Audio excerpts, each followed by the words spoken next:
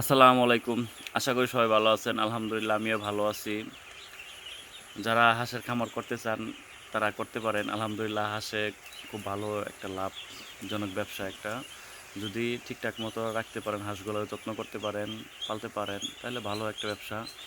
মানুষ চাকরি বা দেশের বাইরে যায় অনেক টাকা পয়সা অনেক কিছু কামাই করব এরকম অনেক চিন্তা ভাবনা করে, কিন্তু আমাদের দেশের মাটিতেই অনেক কাজ আছে, অনেক কিছু করা যায়, যেগুলো আপনি করলে আপনার এই জায়গা থেকে সংসার আলহামদুলিল্লাহ ভালো চলবে। কিন্তু তারপরে অনেকেই আছে দেশের বাইরে যায়, যে কেউ রিস্ক নিতে চায় না আর কি বিষয়টা। তো আসলে হাঁসের ব্যবসা এটা একটা রিস্কের ব্যবসায়।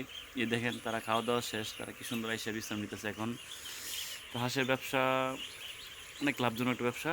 তো আপনারা করতে পারেন ইচ্ছা করলে, যারা যারা ইচ্ছুক তারা করতে পারেন। তো ওই যে আমার হাঁসগুলা, এই যে ঘরগুলা দেখা গেছে সারাদিন এখানেই থাকবে, সারাদিন এখানেই ঘুরবে ফিরবে খাবে। তো এরকমভাবেই তাদের দিনগুলো চলে যেতেছে। আর আমারও আলহামদুলিল্লাহ ভালো লাগে হাঁস পালতে। তো এই যে হাঁসগুলো দেখতেছেন কি সুন্দর, মানে কি বলবো আপনারা, যে অ্যাকচুয়ালি এগুলোর খাবার দিলে বা সবসময় দেখলে তা বুঝতে পারবেন যে পরিস্থিতি কী। এই যে পাত্রের মধ্যে খাবার নাই কেন, অল্প কিছু খাবার আছে, আর এক একটা এই যে খাবার খায়া পেট বইরা আচ্ছা এই যে শুয়ে শুয়ে পড়তেছে, এই যে দেন, এই যে দেন শুয়ে উঠেছে কি সুন্দরভাবে।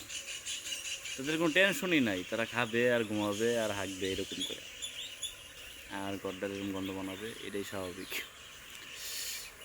তো যাই হোক, আসলে আমি এই মোবাইলে ওরকমভাবে কথা বলতে পারি না, গোছায় কথা বলতে পারি না। তো যারা ভিডিওটা দেখবেন আশা করি তারা বুঝতে পারবেন। তো যাই হোক, সবাই ক্ষমা দৃষ্টিতে দেখবেন আমাকে।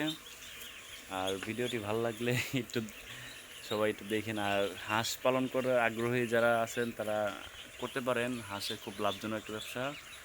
হাঁস আপনার অনেক টাকা দেয়, মানে অল্প কিছুদিনের মাঝখানে অনেক টাকা দেয়, যদি আপনি ঠিকঠাক মতো হাঁসগুলো পালতে পারেন আর কি।